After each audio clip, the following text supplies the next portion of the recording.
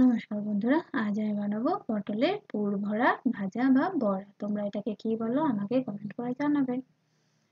এভাবে আমি পটলগুলোকে ছুলে ছুলে নিই, চেষে নিয়েছি শুধু, আর চেষে আধা আধা করে কেটে নিয়েছি। আর একটা মশলার পুর বানাবো। পুরের জন্য মশলা আমি নিয়ে নিয়েছি এখানে কালো সর্ষে, সাদা সর্ষে 1 চামচ নিয়ে, সাদা সর্ষে আর কালো সর্ষেটাকে আমি একটু শুকনোই একবার মিক্সিটা ঘুরিয়ে নেব। এখানে পটলগুলো আমি আধা আর অল্প একদমই সামান্য পরিমাণ সেদ্ধ করে নিয়েছি, মানে একটু ভাপিয়ে নিয়েছি।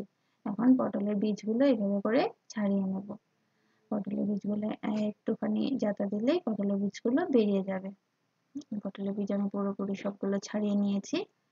ছাড়িয়ে নিয়ে এখন দেখো এখানে সর্ষেটা আমি একটু সামান্য পরিমাণ ঘুরিয়ে নিয়েছিলাম, তাহলে ভালো হবে, নাহলে পরে হতে চায় না। আর এখানে পটলের বীজগুলো দিয়ে একটা কাঁচা লঙ্কা দিয়ে একটু জল দিয়ে আমি পেস্টটা তৈরি করে নিয়েছি। এখানে একটু সামান্য তেল দিয়ে দিয়েছি কড়াইতে, তেল দিয়ে একটু কালো জিরে ফোড়ন দিয়ে দিয়েছি। কালো জিরে ফোড়ন দিয়ে এখন আমি দিয়ে দেবো কেটে রাখা একটা ছোট সাইজের টমেটো। তোমরা যদি পেঁয়াজ রসুন দিয়ে বানাতে চাও, মানে আমিষে বানাতে চাও, তাহলে তোমরা পেঁয়াজ রসুন দিতেই পারো। আমি এটা পুরোপুরি নিরামিষ বানাচ্ছি, তাই আমি কোনো রকম পেঁয়াজ রসুন দিচ্ছি না। এখানে টমেটোটা নরম হয়ে গেছে, নরম হওয়ার জন্য আমি একটু নুনও দিয়ে দিয়েছিলাম।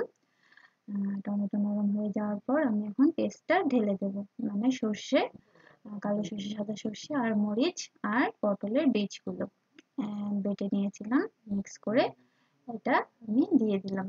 এখন একটু সামান্য পরিমাণ ব্লেন্ডারটা ধুয়ে একটু জল দিয়ে দেবো। জল দিয়ে একটা পুর তৈরি করে নেব।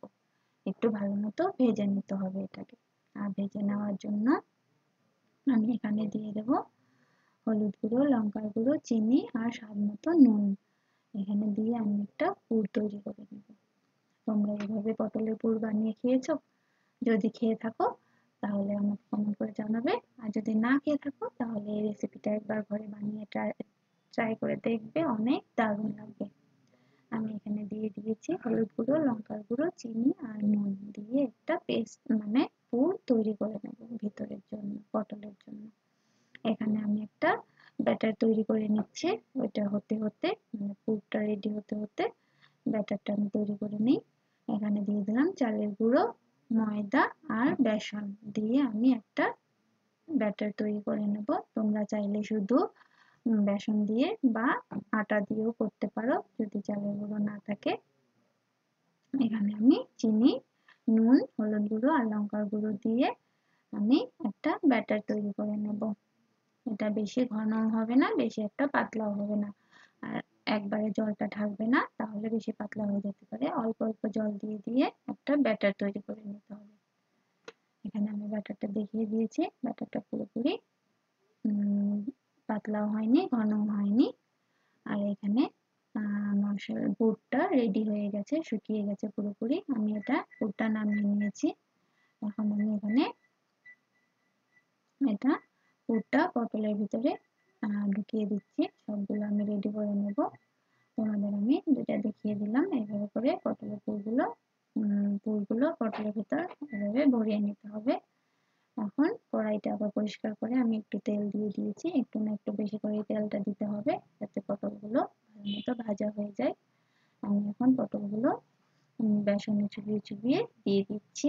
এভাবে করে তোমরা দিয়ে দেবে। এখন লালচে করে ভেজে নিলেই হয়ে গেল পটলের পুর ভরার রেসিপি।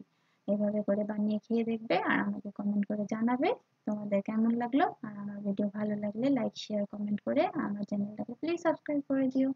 টাটা বন্ধুরা, নমস্কার।